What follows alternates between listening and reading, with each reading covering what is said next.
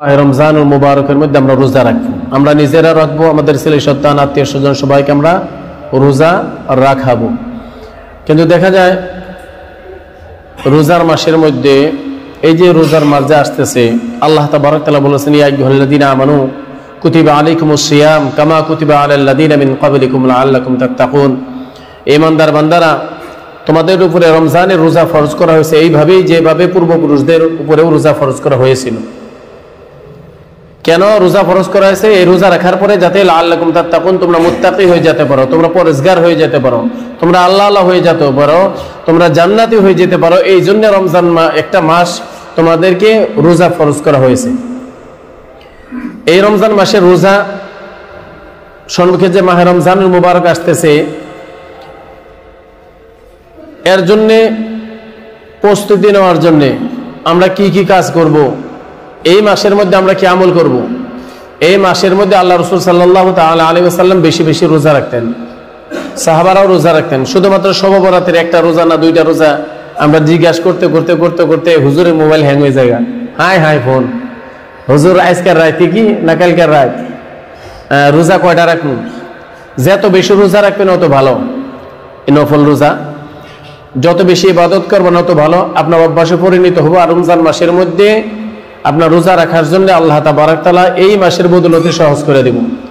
যার জন্য এই মাসে আমরা রুটিন বানাবো। প্রথমে দেখবেন সমস্ত মানুষের জীবনের মধ্যে একটা রুটিন আছে। কেউ যদি একটা ঠেলাওয়ালাও হয়, রিক্সাওয়ালা হয়, কামও যদি করে, যদি কামলাও দেয়, তারও কিন্তু একটা রুটিন আছে। যেমন সকালে উঠবো, ওঠার পরে দুইটা গরু যদি আছে, গরুর দিয়ে আমরা হাসার দিব, দেওয়ার পরে 4টা ভাত খামো, তারপর আমি কামে যাবো।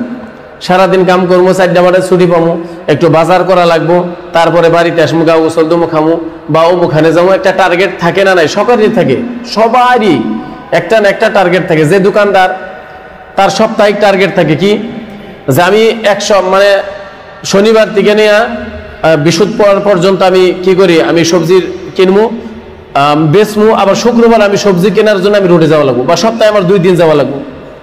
একদিন আমার দোকানের গেলামাল আনা লাগবো, একজন সবজি আনা লাগবো।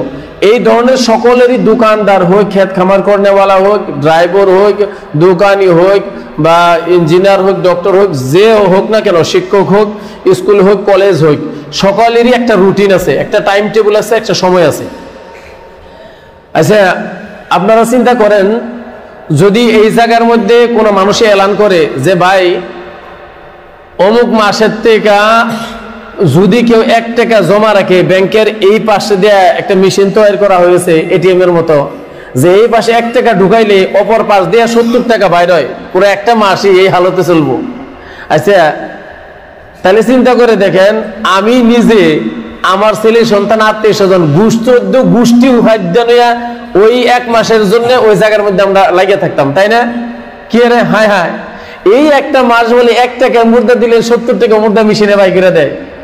তাহলে আমি দূরের কথা, আমার 14 গোষ্ঠী নিয়ে সেই জায়গায় উপস্থিত হতাম কেন? টাকার জন্য। আরে ভাই, 1 টাকা দিলে 70 টাকা পাওয়া যায়, আর 1 মাস যাব তো এটার জন্য লাইনের ধরার জন্য তো মানুষ মারামারি কাটাকাটি করে মরে শেষ হইতো। সাবাবু 1 টাকায় 70 টাকা, তাও একটা মাস। কোন মাসের থেকে দিব? অমুক মাসের থেকে। যদি 5 মাস আগেও যদি অ্যানাউন্স করা হয়, এই 1 মাস আগে বাদ দেন, 5 মাস আগেও যদি, 6 মাস আগেও যদি এটা এলান করা হয়, অ্যানাউন্স করা হয়, সে জায়গায় কি মানুষের ভিড় বাড়ে? মানুষ যাওয়া যাবো কি গো? কথা কোন যাওয়া যাবো কি গো? আচ্ছা, আইনরা যারা আমরা এই জায়গায় আছি, আমরা বুকি হাত দিয়ে দেখি আমরা কেউ থাকবো কি? বেকের আগে যাবো? হ্যাঁ, 1 টাকা দিলে 70 টাকা, কোনো ভেজাল নাই। তাইলে এই সেম পর্যায়ে আল্লাহ রাসূল সাল্লাল্লাহু তাআলা আলাইহি ওয়াসাল্লাম বলেছেন যে মাহে রমজানের মুবারক যে আসতেছে, এই মাসের মধ্যে একটা ইবাদত করলে 70টা ইবাদত করার সমতুল্য সওয়াব আল্লাহ তাআলা আমলনামায় দিয়ে দেয়। সুবহানাল্লাহ। 1 টাকা দান করলে 70 টাকা দান করার সমতুল্য সওয়াব আল্লাহ তাআলা দিয়ে দিবেন।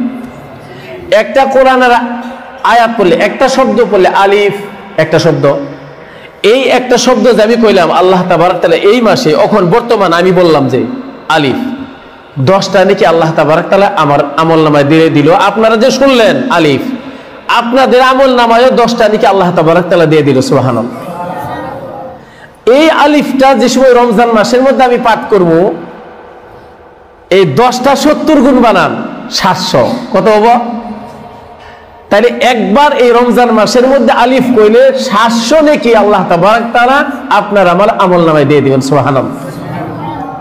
তো সেই মাস বরকতের মাস, ফজিলতের মাস, মাগফিরাতের মাস সম্মুখে আমাদের আসতেছে। এর জন্য যে রুটিন না বানাবো তার মতো বেওকুফ, তার মতো হতভাগা, তার মতো বদবখ এই পৃথিবীর বুকে আর দ্বিতীয় কেউ নাই। কারণ এত বড় অফার একটা পাওয়ার পরে যদি ছেড়ে দিল, আগন্তুক অফার তার নসিবে আছে কি না নাই কোনো গ্যারান্টি নাই, কোনো গ্যারান্টি নাই। এই জন্যে আমরা এই মাসটিকে ওখান থেকে আমরা প্লেন প্রোগ্রাম বানাবো, আমরা রুটিন বানাবো কি, যে আমরা সেহরি কিভাবে খাবো, আমরা রোজা কিভাবে রাখবো, আমার দোকান কিভাবে চালাবো, আমি যাই করি না কেন এই মাসের মধ্যে এক ওয়াক্ত নামাজ আমি তাকবীরের ওলা আমি ছাড়বো না, একটা রোজা আমি তো ছাড়বোই না।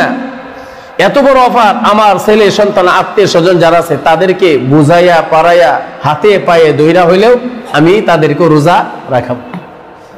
বউ তো দেখা যায় পোলাপান বালিগ হয়েছে, বড় হয়েছে, রোজা রাখে না, লম্বা দিন গেদার কষ্ট হবো, মেয়েটার শরীর খারাপ হবো, কমজোর হয়ে যাবো গা, পরীক্ষা চলতেছে, তারপরে নানান ব্যস্ত আছে, থাকিয়া ডাক দিও না, ওরে সেহরি তোরা ডাকিও না। এই ধরনের মানে আমাদের সমাজের মধ্যে, আমাদের মা বোনদের মধ্যে, আমাদের মধ্যেও আছে। এটা ভুল ধারণা। সাহাবা কেরাম রিজওয়ানুল্লাহ তাআলা আলাইহিম আজমাইন, ওনাদের ইতিহাস আছে। রমজান মাসের মধ্যে কত মায়ে যে দুধ পান করাইতেন, তাদেরকেও বেশি ছোট থাকলে প্রথম বছরে তারা যদি রোজার অন্য মাসের মধ্যে 4 বার দুধ পান করাতেন, এইটা নিয়ত করে যে আল্লাহ যাতে তারে রোজা রাখার শক্তি দেয়, এই সময় থেকে তাকে আমি অভ্যাসে পরিণত করব। সাহাবা কেরাম রিজওয়ানুল্লাহ তাআলা আলাইহিম আজমাইন ওই রমজান মাসের মধ্যে এই দুগ্ধ বাচ্চারে দুধ পান করাতেন, 1 বার দিতেন বা 2 বার দিতেন। তাদের নিয়ত ছিল তারা যাতে ওখান থেকে অভ্যাস করে নেয় রমজান মাসের রোজা, বুঝার পরেই যাতে রমজান মাসের রোজা তারা মজবুতির সহিত রাখে। সুবহানাল্লাহ। ছোট ছোট বাচ্চাদেরকে ভুলায় তারা রোজা রাখতেন, যে বাবা সময় আছে, এই সময় খাওয়া যাব না।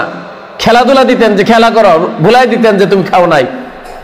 সেহরি মানে ইফতারের সময় তাদেরকে খানা দিতেন, তারা খুশি হইয়া 1 দিন 2 দিন যে সময় খাইতো, তাদের মনে খুশি আসতো যে সারাদিন রাখা হইলে সন্ধ্যাবেলা ভালো মন্দ খানা দেয়। তারা কি করতো, সন্ধ্যার সময় এই ভালো খাওয়ার জন্য তারা সারাদিন রোজা রাখতো। সুবহানাল্লাহ।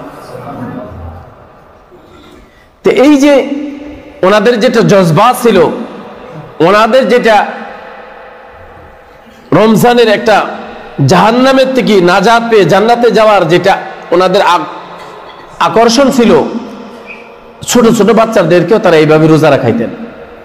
আমাদের দেখবেন এই যে রমজান মাসের যে আলোচনা হইতেছে রোজা, কত মানুষ তো এরকম আছে, হায় হায় কি বোঝা যাইলো ভাই, রোজা তো রাখবার পাই না, খান লাগে তাও বলাইয়া।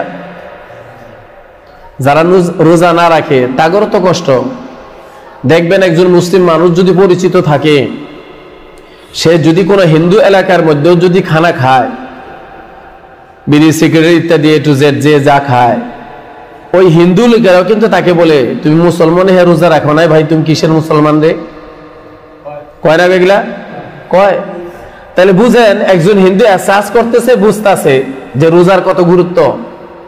কিন্তু আমরা মুসলমান হয়ে 4 দোকানে এই যে শুরু হয়েছে, আমরা রোজা রাখবো কিভাবে, তারাবি করবো কিভাবে, এগুলা প্লেন প্রোগ্রাম আমাদের নাই, কিন্তু দোকানিরা প্লেন প্রোগ্রাম বানাইছে। আর যারা রোজা না রাখবো তাদের প্লেন হইতেছে ভাই এই রোজার মাসে কিন্তু এইভাবে বেড়া দিও রে। তারাও চিন্তা করতেছে হ্যাঁ রোজার মাসে কিন্তু আমাকে খুব একটা বানান লাগবো, বেড়া এইভাবে দেন লাগবো। এগুলা প্লেন প্রোগ্রাম খুব চলতেছে, কিন্তু সহজভাবে আমরা বেশি বেশি যে রোজার মাসে ইবাদত করব, এটা আমাদের নাই।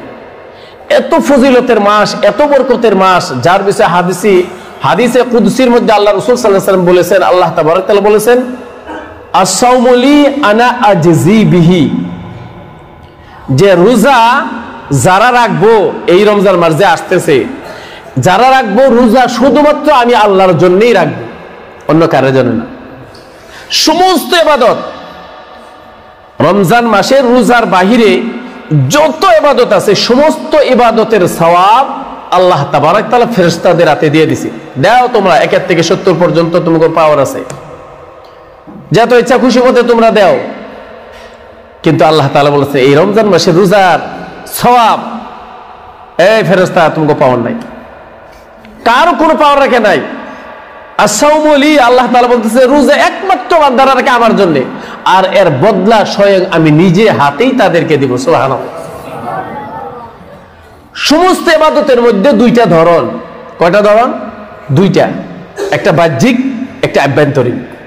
যেভাবে দেখবেন আপনারা এই যে নামাজ আমরা আছি জুমার মধ্যে, কেউ কেউ মুসিবতে ভরে আসছে, বেঁকে গেতে আছে, না গেলে খারাপ দেওয়া যায়, এরকম আছে।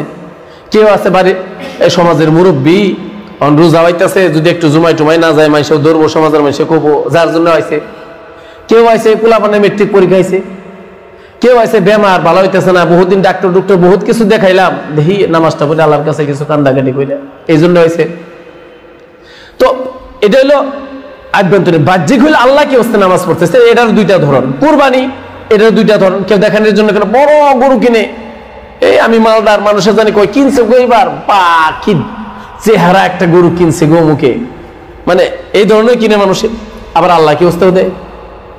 হজ মানুষে করে দেখানোর জন্য করে, কেউ কেউ আল্লাহ কি হস্তেও করে।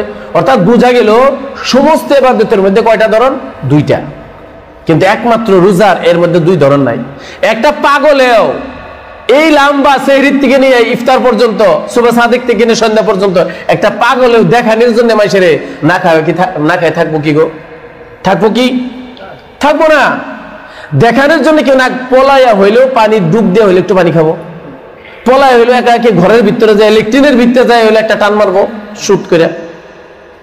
আচ্ছা যদি টান মারলো, যদি পানি খাইলো, কিছু পান করলো, তাহলে রোজা হইলো কি? হইলো না। আর যদি রাখলো, তাহলে কার জন্য রাখলো? কার জন্য রাখলো? আল্লাহর জন্য। তাহলে রোজার মধ্যে দুইটা ধরন কোনো দিনই হয় না। যদি রাখে একমাত্র আল্লাহকে ওয়াস্তে রাখে, যদি না রাখে পলাইয়া খাইলো, তো খাইলে তার রোজা হইলো না। তাহলে বোঝা গেল রোজার একটাই ধরন, যে রাখে আল্লাহর জন্যই রাখে। দেখানোর জন্য কেউ রোজা রাখে না, দেখানোর জন্য না খায়, এইভাবে ঘুরতে ঘুরতে থাকতে পারে, কিন্তু চান্স পাইলে কিবা একটা খাই হলো, আর খাওয়ার সাথে সাথে তার রোজা হইলো না। আর যদি রোজা হইলো, তাহলে আল্লাহর জন্য রাখলো, দেখানোর জন্য না। যার জন্য আল্লাহ তাবারক তাআলা বলেছেন যে রোজা আমার জন্য রাখে, এর বদলা আমি নিজে হাতে তাদেরকে দিব।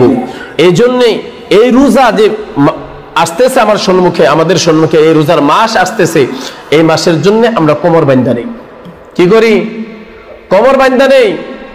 কিভাবে কিভাবে কোমর বাঁধবো? যে আমার দোকানের মধ্যে ডিউটি যদি বেশি 24 ঘন্টা করা লাগে, তার 10 ঘন্টা আমি কমাই দিই। কাজ যদি আমরা 8 ঘন্টা করি, 2 ঘন্টা কমাই দিই।